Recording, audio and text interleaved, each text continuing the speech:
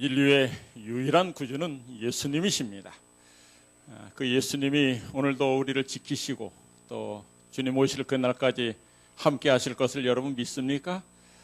오늘 찬양도 매일 매 순간마다 우리를 지키시는 우리 하나님을 찬양했습니다. 그 찬양이 우리들의 심령을 울립니다. 참으로 귀한 찬양 감사합니다. 이제 주님 오실 때가 가까워집니다. 그래서 사탄은 더욱더 자기의 때가 얼마 남지 않은 것을 알고 하나님의 백성들 또 이 세상의 많은 사람들을 자기 손아귀에 넣기 위해서 더 크게 활동하고 있습니다. 그야말로 마지막 발악을 하고 있는 것입니다. 거기에 넘어가서는 안 됩니다. 이제 쉽게 잘 안 되니 아주 갖가지 방법을 동원해서 하나님의 백성을 유혹하고 있는데 그 정체를 좀 알기 위해서 오늘 말씀을 준비했습니다. 원래는 오늘 다윗의 두 번째 시간으로 불가능의 골리앗, 그 골리앗과 싸운 그 불가능한 것을 어떻게 이기는가에 대해서 말씀을 드리려고 했지만 한 주 미루겠습니다. 사실 우리에게 있어서 불가능, 이기기 힘든 그 골리앗이 있다면 그 골리앗은 만몬입니다. 오늘 처음 들으시는 분 계십니까? 사실 우리가 교과 공부를 통해서 만몬, 하나님과 만몬이라는 교과를 세 번째 주인가요? 이미 공부를 했습니다. 오늘 제목이 만몬의 손자병법입니다. 자, 손자병법은 여러분 아시죠? 이 손자병법, 춘추시대 때 이 손자라는 사람이 정말 이 제후간에 치열한 전쟁을 한 다음에 이렇게 하면 전쟁에서 승리할 수 있다라고 해서 그가 13편, 약 6,000자에 해당되는 글입니다. 길지는 않은 글입니다. 그것을 펴낸 책이 아주 손자병법이라는 책이죠. 여러분이 알고 있는 내용도 있죠. 손자병법 중에 뭐 알고 있습니까? 뭐 지피지기면 뭐 그건 다 알죠. 적을 알고 나를 알면 백전불패다 이런 말이 있습니다. 그러나 그보다 제일 이 손자가 가리키는 좋은 병법은 싸우지 않고 이기는 것이 최상의 전력이다. 또 이제 뭐 너무 많지만 딱 세 가지만 소개해드리면 미끼로 유인하고 복병으로 공격하라 하는 것입니다. 자, 이 작전을 누가 썼었죠? 성경에? 여호수아가 썼잖아요. 여호수아가 나중에 공격할 때 미끼로 싹 유혹해서 바깥으로 가이성 사람 끌어낸 다음에 복병 옆에서 공격해가지고 이기지 않았습니까? 이 손자도 그 병법을 알았던 것 같습니다. 하여튼 이 손자병법은 좀 압니다. 근데 만몬이 뭘까요? 만몬. 이 만몬은 이 성경에서 개역 성경은 전체적으로 다 재물이라고 번역을 했습니다. 아람어 만모니아라는 단어를 이제 우리 여러분 주보에 보면 그 킹 제임스 버전에는 만몬이라고 돼 있어요. 근데 다른 영어 성경에는 다 money라고 번역되어 있습니다. 그러나 이 만몬, 성경에 나오는 오늘 우리가 읽었던 본문 마태복음 6장 24절이나 또 소유, 뭐 노량물, 보물, 좋은 것, 재물 이런 것을 다 우리 성경에는 재물로 번역을 했습니다. 그래서 이 만몬은 그래서 우리가 하나님과 재물을 겸하여 섬길 수 없느니라 이렇게 했지만 번역을 했습니다. 사실은 이 만몬은 고유명사이기 때문에 그냥 만몬이라고 번역하는 게 더 옳았다고 생각을 합니다. 흔히 이제 재물의 신 이렇게도 알고 있습니다. 그러나 만몬이 누굴까? 한마디로 만몬은 하늘에서 떨어진 천사, 마귀의 다른 이름입니다. 아주 치산 근성을 가진 천사입니다. 재물의 신이라고 하지만 사실 재물을 다 주고 취할 수 있는 분은 우리 하나님이세요. 그러나 이 재물을 가지고 사람들을 유혹하는 그 천사, 바로 그 마귀, 사탄 마귀입니다. 하나님과 견줄 만한 이 땅의 신은 이 재물의 신 만몬이에요. 그죠? 이 땅의 만몬은 수많은 사탄 마귀는 그의 이름이 아주 수만 가지로 이 땅에 존재합니다. 이름만 다를 뿐이지 똑같은 사탄의 역할을 하는 존재들이 많습니다. 예수님도 인정하셨어요. 하나님과 만몬을 겸하여 섬길 수 없다. 하나님과 견줘서 이길 만한 그 상대할 신은 만몬밖에 없다 이것입니다. 만몬은 도덕과 윤리가 없습니다. 만몬은 인간의 삶도 개의치 않습니다. 돈과 황금을 위해서라면 수천만 명의 피조차 마실 수 있다고 가르치는 게 만몬입니다. 오늘날의 제국주의와 자본주의는 그 만몬의 쉼터입니다. 만몬은 사람들에게 개걸스레 끊없이 탐욕을 추구하게 하고 삶을 피폐시키며 결국 지쳐 쓰러진 당신의 영혼을 조용히 취해간다. 자, 여러분, 만몬이 누구죠? 마귀입니다. 이 만몬의 손자병법, 적을 알고 나를 알면 백전불패다. 이 만몬은 너무나 사람들을 잘 압니다. 6,000년 동안 어떻게 유혹하면 사람들이 넘어올지를 아주 잘 알고 있습니다. 오늘날도 동일한 방법으로, 아주 더 나은 발전된 방법으로 우리를 유혹하고 있습니다. 미끼로 유혹하고 아주 복병으로 공격하죠. 아주 재물로 유혹을 한 다음에 그 복병이 있습니다. 더 나은 쾌락을 위해서 마약 등 세상의 그 온갖 쾌락으로 유혹을 해서 신앙을 저버리게 만드는 것이 사탄의 전략입니다.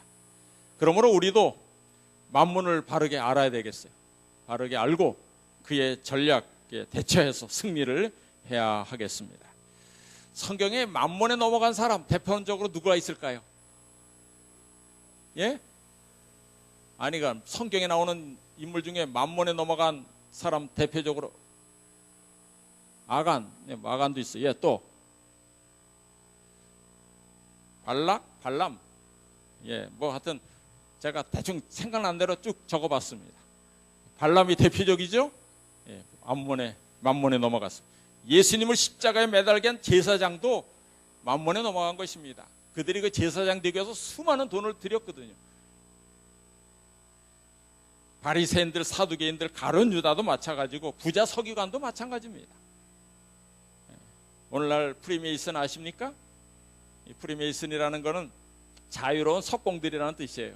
아주 옛날부터 이 석공들은 이 탑을, 모든 건물을 돌로 지었지 않습니까? 탑을 쌓든. 그래서 수천 년 전부터 이 석공들은 자유로 왕래했어요. 어느 나라든지. 그래서 돈을 많이 쌓았습니다. 그 후손들이 이어져 내려온 그 모든 후손들, 지금까지 이 세계 경제를 쥐어잡는 사람들이 프리메이슨이라고 하는데, 그 사람도 만몬의 추종자들입니다. 타락한 많은 교회라는 이름을 썼지만은 이 타락한 바벨론 교회들 역시 만몬의 손자병법에 넘어간 자들입니다. 이 사람이 먼저라는 말이 있죠. 근데 오늘날은 어떻습니까? 돈 있는 사람이 먼저입니다. 아마 최소한의 사회적 가치관을 염두에 두고 한 말일 겁니다. 이것이 돈보다는 사람이 먼저다, 이런 뉘앙스를 담은 뜻이 있죠. 그러나 오늘날은 돈 있는 사람이 먼저인 세상이 되었습니다. 사실 인류 역사를 주관하는 사람이 쓴 책이 보면 성인보다는 돈이 먼저 이 땅에 있었다. 그래서 인류의 역사는 돈과 함께 울고 돈과 함께 웃는 그런 역사의 기록이다 그랬어요. 그래서 이 설교자가, 목사가 이 단에서 하는 설교 중에 아무리 강조해도 잘 먹히지 않는 주제가 있다면 돈을 사랑하지 말라라는 주제 같아. 돈은 필요한 거지만 돈을 사랑하지 말라 그러면 그거는 좀 약간 받아들이기 좀 깨림직합니다. 안 그렇습니까? 전에 한번 예수님과 그리스도가 싸웠다라는 기사가 신문에 난 적이 있어요. 예수님하고 그리스도하고 싸웁니다. 예수님은 누구고 그리스도는 누구예요? 같은 분이죠. 예수님은 예수 이름이고 그리스도는 기름 부음 받은 왕이란 뜻이에요. 예수 그리스도 같은 분입니다. 근데 왜 이런 말이 나왔냐면 예수교 장로회와 기독교 장로회가 서로 싸웠어요. 예수교 장로는 예수님을 딴 거고 기독교는 기독교라는 말이 그리스도교라는 말입니다. 그리스트에서 온 그 한자 말이잖아요. 두 교회가 싸우니까 예수님과 그리스도가 싸운다 그래요. 그런 말이 막 올 때 그때 한참 그 한경직 목사님이 병에 이제 돌아가실 때가 다 돼서 이제 남한산성에 있는 어떤 그 집에서 쉬고 있었는데 우리나라 아주 원로 중진 목사들이 병문안을 왔어요. 목사님께 병문안 와서 그때 한 목사님이 얘기했죠. 목사님, 저희들이 이렇게 모였는데 한 말씀 좀 해주시죠 그랬어요. 여러분 너무나 잘 알죠? 그랬더니 한참 생각하시더니 그렇게 하시더래요. 부디 예수 잘 믿으시오 그랬대요. 거기 온 목사들이 다 우리나라의 5대 큰 교회 목사들이에요. 내노라 하는 자 목사들이 왔습니다. 근데 그 사람들에게 뭐라 그랬냐면 예수 잘 믿으시오. 왜 그랬어요? 그들이 섬기는 거는 하나님이 아니라 만몬이라 이거예요. 왜 예수교 장로회와 기독교 장로회가 왜 싸웠습니까? 서로 이권 다툼 때문에 싸우는 것입니다. 그러니 예수 좀 잘 믿으시오.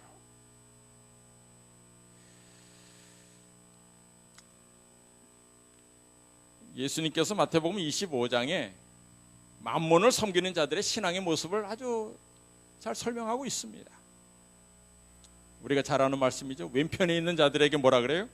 저주받은 자들아, 나를 떠나 마귀와 그 사자들을 위하여 예비된 영영한 불에 들어가라. 너희들은 나를 섬기노라 했지만은 마귀를 섬겼어. 만몬을 섬겼어. 그랬기 때문에 내가 줄일 때 너희가 먹을 것을 주지 아니하였고, 내가 목마를 때 마시게 하지 아니하였고, 나그네 되었을 때 영접하지 아니하였고, 벗었을 때 옷 입히지 아니하였고, 병들었을 때 옥에 갇혔을 때 돌아보지 아니하였느니라.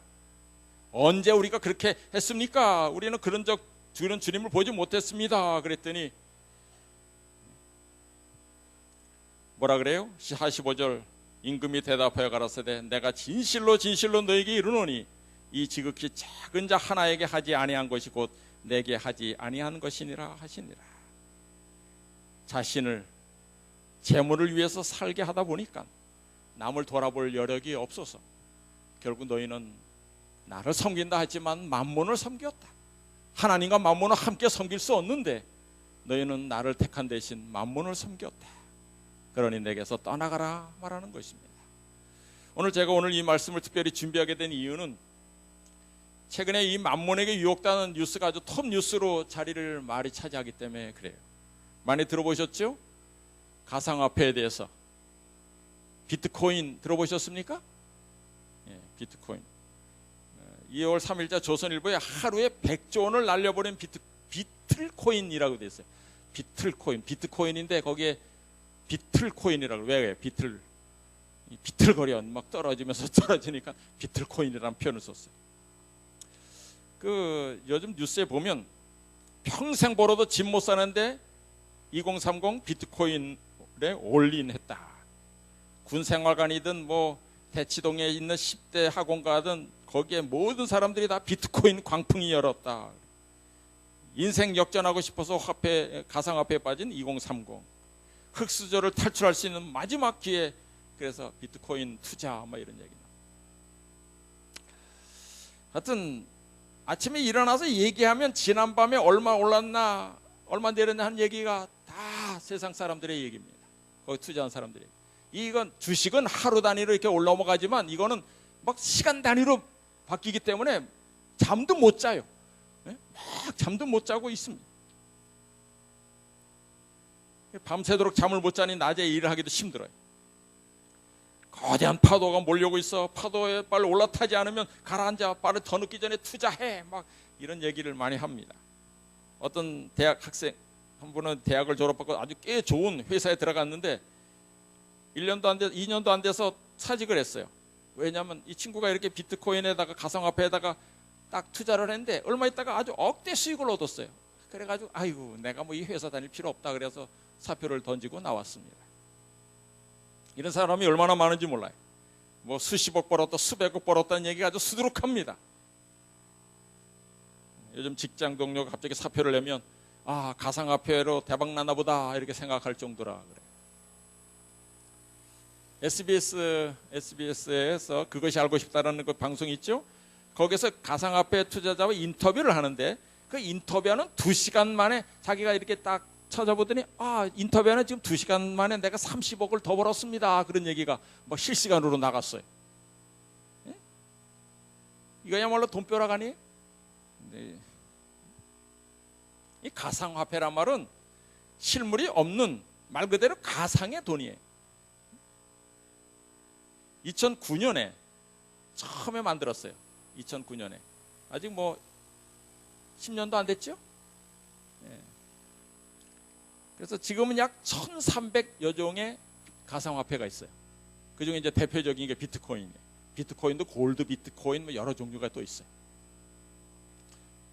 한 프로그래머가 자기가 산 500개의 비트코인으로 피자 한 판을 샀대요. 그러면 피자가 약 3만 원이라 그러면 그때 비트코인 하나가 얼마예요? 1비트코인이 값이 얼마예요?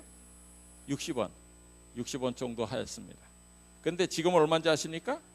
10년도 안 됐는데 작년 말에 2,500만 원. 60원짜리가 2,500만 원 됐어요.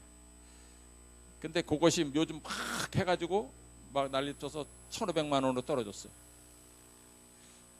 8년 만에 약 25만 배로 뛰었어요. 이런 얘기 딱 들으면 정말 다른 땅 한 평도 아니고 쌀 한 대박도 아니고 볼펜 한 자루도 아닌 가상의 돈이 이렇게 많이 비싸지니 무슨 생각이 들어요? 예? 솔직히 얘기해 보세요. 그럴 줄 알았으면 8년 전에 내가 6만 원은 아니 6만 원어치만 내가 투자했으면 아이 버릴 셈 치고 6만 원어치만 투자했으면 얼마 벌었어요? 2,500억이 됐어요. 예? 야, 참 멍청하니 그때 그냥 6만 원어치만 사둘 걸. 이런 생각이 먼저 들지요? 인간이라 별 수 없습니다.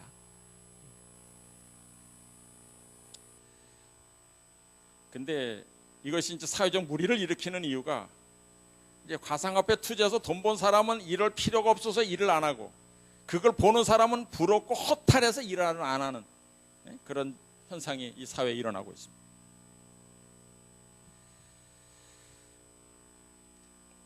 사실 이런 일들은 이게 축복입니까? 재앙입니까? 이건 재앙이고 재난이에요. 사실 전염병보다도 더 무서운 재앙이에요. 아주 지진보다도 더 두려운 재난이에요. 땀 흘리는 노동의 가치를 아주 갉아먹고 정직한 수입으로 유지하는 경제 시스템을 아주 파괴해버리기 때문에 이것은 재난인 것입니다. 이러니 누가 성실하게 일해서 돈을 벌려고 하겠어요? 청소년들이 누가 그렇게 하려고 그러겠어요?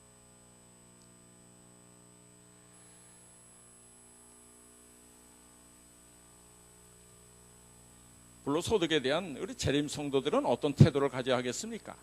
그 대표적인 예가 우리 창세기 42장에 나옵니다. 간단히 말씀드리면 여러분들이 아는 대로 요셉이 이제 애굽에 팔려갔고 이제 형들이 곡식이 떨어져서 살아갔잖아요. 그리고 돌아왔습니다. 그래서 곡식을 열어보는데 그들이 곡식 자루를 열어보는데 그 안에 뭐가 들었었어요? 돈이 그대로 다 들었어요. 돈이 자루 아구에 다 있었어요. 그러면 어떻게 해야 돼요? 아이고 이게 웬 떡이냐 그러면서 좋아해야 되잖아요. 그렇잖아요. 그런데 여기 어떻게 돼 있어요? 28절 먼저 읽겠습니다. 그가 그 형제에게 말하되 내 돈을 도로 넣었도다. 보라 자루 속에 있도다. 이에 그들이 혼이 나서 떨며 서로 돌아보며 말하되 하나님이 어찌하여 이런 일을 우리에게 행하셨는가 하고 우리가 그런 불로소득에 대해서 아주 두려워 떨었다 그랬어요. 그것을 그냥 횡재로 받아들인 게 아니라 하나님의 심판으로 여긴 것입니다. 하나님이 나를 어떻게 하시려고 이런 일을 나에게 하셨는가. 35절에 보니까 각기 자루를 쏟고 본즉 각 사람의 돈뭉치가 그 자루 속에 있는지라 그들과 그들의 아버지가 돈뭉치를 보고 다 두려워하더니 그랬어요. 다 두려워했다 그랬어요. 신실한 아버지뿐만 아니라 별로 신실하지 않은 그 아들들도 돈뭉치를 보고 아주 횡재를 만났다면서 기뻐하지 않았어요. 두려워 벌벌 떨었어요. 이런 불로소득에 대한 돈뭉치를 보고 두려워하는 것, 이것이 바로 오늘날 우리가 성경에서 배워야 할 교훈인 것입니다. 물론 돈은 필요한 것입니다. 우리의 삶에 절대적으로 필요하죠. 야곱의 시대 때도 돈이 있었습니다. 그것이 있어야 굶어 죽지 않았으니 오늘날도 말할 필요는 없습니다. 이것이 있어야 사람들 살릴 수 있고 많을수록 좋겠죠. 그러니 돈뭉치가 쏟아지면 아주 환호성을 질렀어야 정상입니다. 그런데 야곱과 그의 아들들은 두려워했다 그랬어요. 왜 두려워했습니까? 두려워한 이유가 뭡니까? 애굽에 있어야 할 돈이 자기 집에 있기 때문에 그래요. 돈을 썼으면 없어야 하는데 그대로 남아있기 때문에 그래요. 이걸 횡재로 여기지 아니하고 하나님이 주신 것이라고 자의적으로 해석하지도 않았어요. 오히려 심판으로 여겼던 것입니다. 정말 모두가 얼싸안고 덩실덩실 춤이라도 춰야 할 상황인데 왜 벌벌 떨었어요? 지난주에 우리 이학봉 목사님께서 저희 주말붕에 하셨죠. 청년 기도질도 인도하시고 그러겠습니다. 그래서 금요일에 식사는 이제 제가 대접하기 위해서 모시고 요 가까운 식당에 갔습니다. 예약을 하고 처음엔 이학봉 목사님만 계신 줄 알고 두 사람 갑니다. 그러고 갔어요. 근데 보니까 사모님도 같이 오셨어요. 이제 셋이서 가서 이제 간단하게 10,000원짜리 청국장 찌개를 먹고 왔습니다. 먹고 이제 계산을 해서 이렇게 카드를 냈어요. 그때 뭐 계산을 해줬어요. 그래 해쓰고 이렇게 돌아왔는데 이제 계산을 카드로 계산하면 이제 핸드폰에 찍힙니다. 금방 또 카드를 사용했습니다. 얼마 사용했습니다. 이렇게 딱 찍힌데 보니까 잘못 봤나 봤더니 2만 원이 찍혔어요. 그러니까 3만 원이 찍혀야 되는데 2만 원이 찍혔어요. 그러면 제가 뭐라 그래야 돼? 아싸라비아 그래야 돼요? 10,000원 벌었네 그래야 됩니까? 저 2만 원 찍힌 거 보고 되게 마음이 불편했어요. 왜 이게 2만 원 찍었지? 아이고 거기 또 가야 되네. 귀찮은 생각이 들어요. 나중에 가서 갚아야지. 오히려 10,000원을 벌었다 이런 생각이 전부터 안 들어요. 오히려 나중에 찾아가서 내가 솔직하게 얘기하면 그리고 목사라고 밝히면 전도라도 되려나 이런 생각은 들었어요. 이 야곱의 가족들에게서 배워야 할 교훈이 그런 거예요. 자신의 것이 아닌 거는 단호하게 끊어야 된다는 것이죠. 모든 돈이 다 두려움의 대상은 아닙니다. 땀 흘려 번 돈, 성실한 노력의 대가로 번 돈은 두려워할 필요가 없죠. 정직하게 번 돈은 좋은 것이고 유익한 것입니다.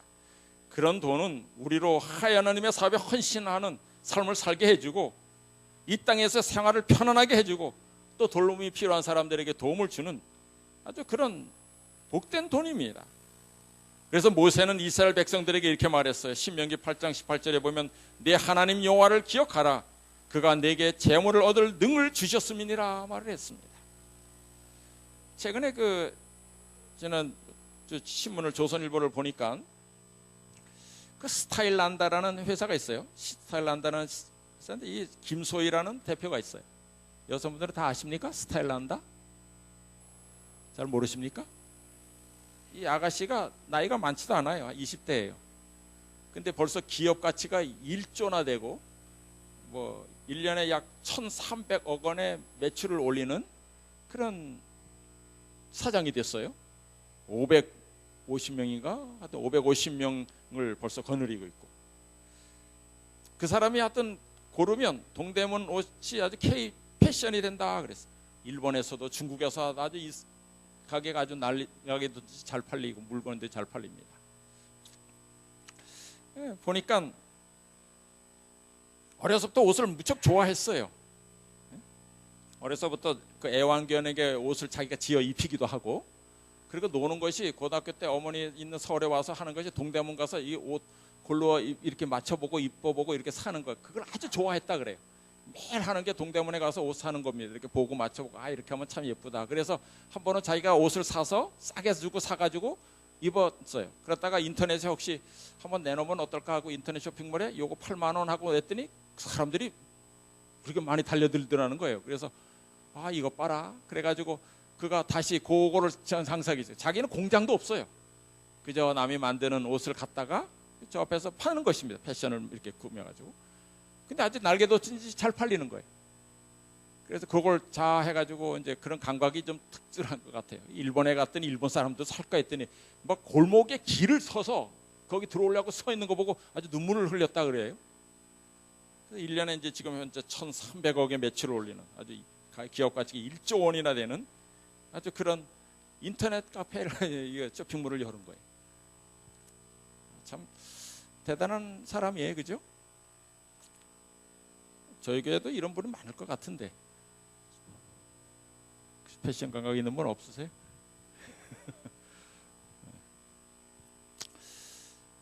우리 교회가 5월 정도 되면 이 부대가 5월이면 나간다 그래요. 그러니까 이제 며칠 전에 어떤 분이 여기 오셔서 이 담을 막 재고 그러더라고요. 그랬더니 뭐 하십니까? 그랬더니 이 5월이면 이 부대가 나가서 이제 우리가 철거를 맡았는데 이제 철거를 하려면 비용이 얼마 들어가나 이거 좀 조사하고 있다고. 그러면서 한마디 더 하시더라고. 부대 나가면 교회 좋겠어요. 그러더라고요. 예, 좋습니다. 여러분 기도 많이 하세요. 자동으로 나가면 여기 하든 뭐 주차 문제 뭐 이런 것들 또 나가면 우리 안식일 오후에 놀 수 있는 공원도 생기고 얼마나 좋아요. 그러니까 이게 사단이 방해하지 않고 좋은 자리가 생길 수 있도록 많이 기도해 주시길 부탁드립니다. 어쨌든 이 교회에 필요한 것도 척척 도울 수 있는 넉넉함이 있으면 참 좋겠죠. 그러나 우리들이 두려워해야 할 돈이 있어요. 그건 자기 돈이 아닌 돈입니다. 이처럼 하나님의 백성은 자기 돈이 아닌 돈을 두려워할 줄 알아야 돼요. 하나님의 돈, 드리기로 서약한 돈, 남에게 빌린 돈, 다른 사람이 맡겨둔 돈, 다 두려운 돈입니다. 자기 돈이 아닌 돈은 액수가 많고 적음에 상관없이 두려워해야 합니다. 제 친구 한 목사가 자기가 저쪽 봉화 쪽에 이제 발령받아 갔을 때 그게 한 장로님이 자원 재산 팔아서 6천만 원을 들여서 거기 있는 땅을 사고 이렇게 살았대요. 꽤 넓은 땅을 이렇게 살았는데 어떤 분이 오시더니 이 당신 땅 우리한테 파시오 그러더래. 안 판다고 그랬더니 내가 평소에 여기서 살려고 했는데 왜 파냐고 그랬더니 다음에 또 와서 또 팔라 그러더래. 그래서 안 판다고. 그러면서 사지 않게 하려고 한 10억이나 주면 모를까? 안 판다고 그랬대. 그랬더니 그분이 그러더래. 10억 줄 테니 팔으시라고. 그랬더니 그래서 정말이야? 그랬더니 계약합시다. 5천만 원을 딱 주더래요. 만약 당신이 안 팔면 2배로 갚아야 됩니다. 그러면서 5천만 원을 주더래요. 5천만 원을 그날 밤에 장롱에 구자는데 너무 겁이 나가지고 밤새도록 잠을 못 잤대요. 도둑이 들어올까 봐. 그래서 무서워서 그 다음날 당장 일어나가지고 그 돈 가지고 어디가 땅을 샀대요. 그래가지고 나중에 교회에다 이렇게 터가 이제 교회 터가 되었는데 2개의 교회를 짓는 터가 됐어요. 그때 다음에 오더니 계약금을 조금씩 줄 거 아닙니까? 근데 7억 5천이 들어왔대요. 7억 5천까지 계약하고 이제 마지막 2억 5천 더 들어오면 이제 땅을 넘겨주고 다 해야 되는데 7억 5천까지 주고 안 오더래요. 기한이 지나면 그 사람이 잘못한 거니까 이 돈은 다 본인 거가 되는 겁니다. 나중에 안 것이 그 계약하러 온 사람이 세모 그룹이에요. 세모. 유병원 회장 아시잖아요. 그쪽 계통의 사람이었는데 그렇게 계약하는 도중에 유병원 회장이 죽으니까 포기한 거예요. 사업을. 그래서 공짜로 7억 5천 생겼어요. 신났죠? 근데 이 장로님이 그 돈 한 푼도 자식 신학하는 아들한테도 안 줬대. 이거는 하나님이 우리에게 그냥 준 거니까 다 하나님 것이다. 그래서 하나님 사업에 다 투자했대요.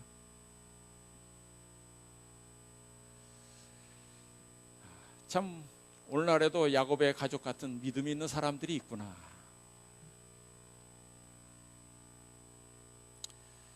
일하지 않는데 생기는 돈, 불로소득, 이건 내 돈이 아닌 것입니다.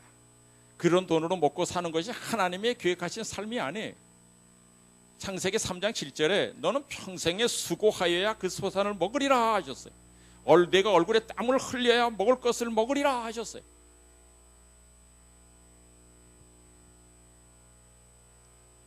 그러므로 우리 하나님의 자녀들은 자기가 수고하고 땀 흘려 번 돈으로 살아야 돼요. 정당한 대가를 지불하지 않은 돈, 하나님께서 내 것으로 인정하지도 않고 그것을 투자해서 하나님께 드려도 하나님 받지도 않아요. 하늘 창고에 쌓이지도 않는 돈이에요.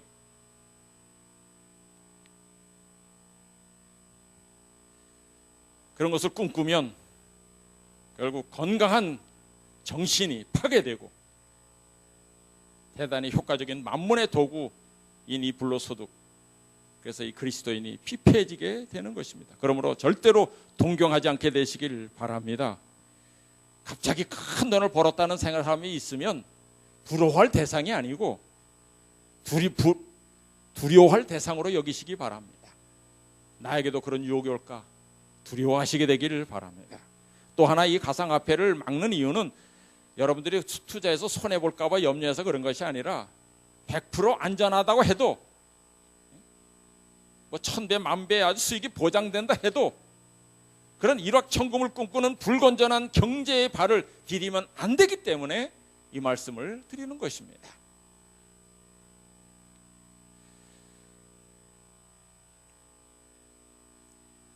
또 하나 다른 이유가 있다면 그 60원 하던 비트코인이 지금 1,500만 원 하면 그게 뭐 가치가 있어서 정말 그렇게 올라간 거가 아니고 그만큼 많은 사람들이 거기에 돈을 투자했기 때문에 그런 거예요. 그러니까 다시 말해서 수많은 사람들의 피와 땀이 들어간 돈이라는 것이죠. 그것을 나는 노력하지 않고 공짜로 내가 취하겠다는 세상을 버려야 된다는 것입니다. 얼마나 많은 사람들이 피땀이 거기 들어가 있습니까? 저전에는 다단계, 뭐 투기, 경마 이런 것에 관심이 많았는데 오늘날엔 이 비트코인으로 인해서 사람들의 마음이 피폐해져 가고 있는 것입니다. 세상은 괜찮다 해서 다 괜찮은 것 아니죠. 그렇게 번 돈은 복이 아닌 것입니다. 야곱의 아들들처럼 우리도 두려워해야 할 것입니다.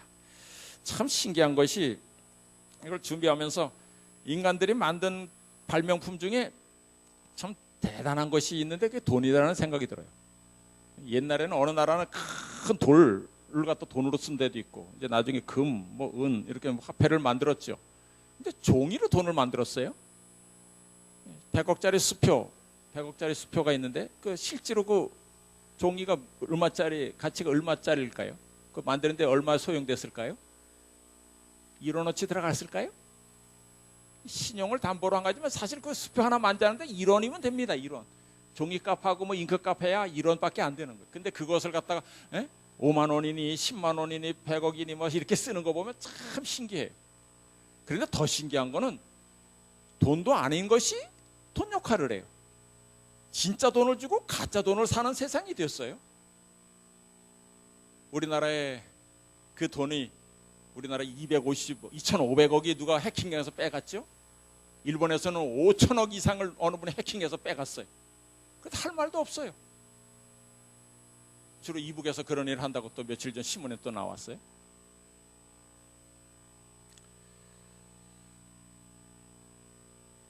점점점 분명한 것은 돈의 힘은 더욱 커질 것이고 돈에 대한 사람들의 집착은 더욱 강해질 것이라는 거예요. 지금 이 세상을 지배하는 거의 유일한 가치가 돈이기 때문에 그렇죠. 또 그 이유는 이 세상을 아직도 이 만몬이 지배하고 있기 때문에 그런 것입니다. 그러므로 4,000년 전에 야곱의 가족들이 보였던 그 모본을 저희들이 잊지 않게 되시길 간절히 바랍니다. 대가와 땀의 결과가 아닌 돈은 두려워해야 된다는 것이 성경의 원칙을 외면하고 부자가 되느니 차라리 우리는 성경대로 사는 그런 가난한 사람이 되시길 선택하시게 되길 간절히 바랍니다. 치매가 무섭죠. 이 세상에 가장 무서운 치매는 뭐예요? 이 세상의 주인이 누군지 모르는 치매입니다. 전에 제가 사모님교회 있을 때 우리 전도사님이 그냥 놀려대는 거예요. 진짜가 아니고 하여튼 잘 까먹으세요. 건망증이 좀 있었어요. 방문을 가다가 방문을 가면 이제 휴지를 사가야 될 거 아니에요? 그래서 집사님 보고 내려서 저기 가서 휴지 좀 하나 사오라고 슈퍼에 간 사이에 내가 지금 왜 있지? 잊어버렸어요. 그래가지고 붕 하고 집으로 가는 겁니다. 집사님이 휴지를 사오다 보니까 아이고 또 건망증이 생겼네. 그래가 막 쫓아오니까 또 차가 서더래요. 그래서 알았나 보다 하고 이제 설설 걸어가더니 또 가더래. 놀리는 것도 아니고 뭐 하느냐. 나중에 만나서 따졌더니 참 그날 방문 가고 있었지. 그래. 근데 집에 가다 보니까 아는 사람 만나서 문 열고 안녕하세요 인사하고 그리고 갔다는 거예요. 그래서 맨날 그렇게 놀리던 집사님이 있었는데 그 집사님이 어느 날 자기가 머리를 이렇게 탁 드라이하고 나서 항상 헤어스프레이 뿌리잖아요. 헤어스프레이 싹 뿌려서 싹 나가고 했는데 어느 날은 헤어스프레이를 싹 뿌렸는데 뿌리고 나서 딱 놓고 보니까 거기 파리 그림, 모기 그림이 그려져 있더래. 여태까지 자기가 헤어스프레이인 줄 알고 뿌렸는데 보니까 모기약을 뿌리고 있었던 거예요. 나도 별 수 없구나.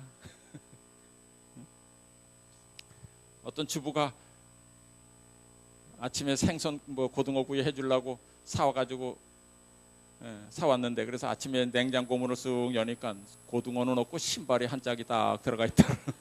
그래서 신발을 들고 이렇게 신발장에 갖다 놓으니까 그 신발장에 고등어가 쭉 있고. 그래도 괜찮아요. 나를 창조하시고 구속하신 주님만 있지 않으면 됩니다. 그 하나님이 우리를 지키십니다. 요즘 기도력의 그 다니엘서에 대해서 김상래 목사님이 쓴 글이 계속 올라오죠. 아주 감동이 있어요.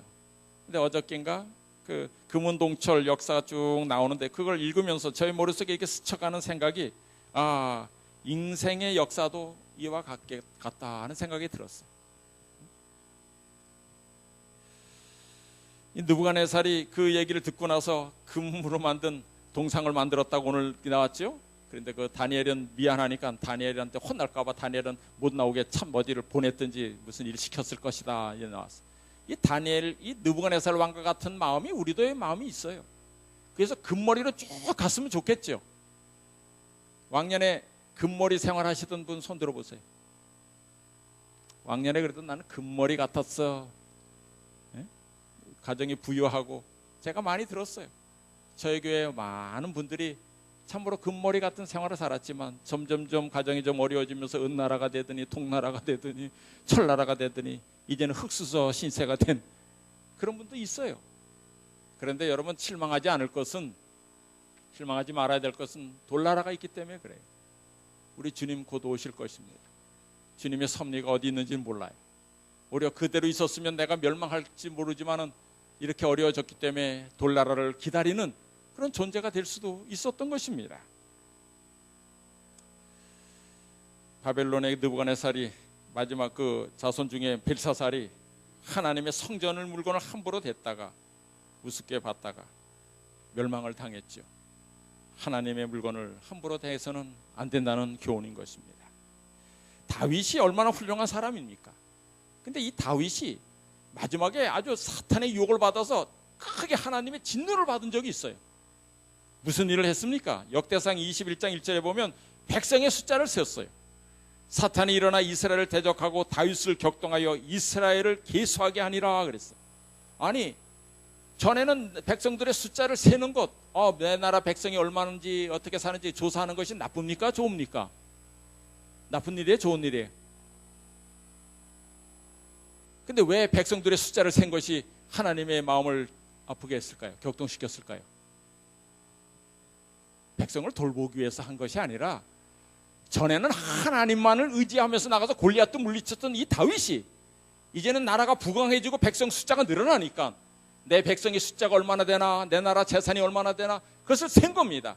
하나님을 의지하기보다는 백성들의 숫자를 의지하는 그런 마음으로 셌던 거예요. 하나님이 거기에 진노하신 거예요. 여러분도 그런 실수 안 하시길 바라요. 내가 가진 재산이 얼마인가? 이 정도면 내가 몇 년은 살겠네. 내 자녀 교육시키기엔 충분하겠다. 나올 연금 이렇게 되니 걱정 없어. 남 얘기가 아니고 제가 그렇게 생각해 봤어요. 이제 은퇴하면 이제 연금이 어느 정도 나오면 뭐 살만하겠다. 그러면서 분뜩 머리에 스쳐가는 생각이, 너 다윗 생각하고 있구나. 하나님을 의지해야지. 인간의 어떤 방법을 의지하고 있으면 똑같은 사람이다. 이런 실수 안 하시게 되길 바랍니다. 하나님을 떠나는 많은 이유가 만문을 더 사랑해서 그래요. 하늘 보아보다 땅의 배물을 더 사랑하기 때문에 예수님을 떠나게 만드는 것입니다. 그러므로 우리는 세상의 물질에 대한 애정을 버리고 오히려 우리에 대한 사랑으로 인해 육신을 취하신 예수 그리스도를 바라봐야 할 것입니다. 이것이 물질에 대한 사랑으로 영생을 잃어버리는 어리석음으로부터 우리를 보호하는 길일 것입니다. 마지막 결론을 말씀드리면서 한번 우리 히브리서 13장 5절의 말씀을 같이 읽겠습니다. 돈을 사랑하지 말고, 시작. 돈을 사랑하지 말고 있는 바를 족한 줄로 알아. 그가 칠히 말씀하시기를 내가 결코 너희를 버리지 아니하고 너희를 떠나지 아니하리라 하셨느니라. 돈을 사랑하지 말고 하나님을 사랑합시다. 돈을 의지하지 말고 하나님을 의지하시게 되길 바랍니다. 하나님의 뜻 안에서, 하나님의 원칙 안에서 돈을 벌고 돈을 사용하는 자랑스러운 재림성도 태교원 가족이 되시길 주님의 이름으로 축복합니다.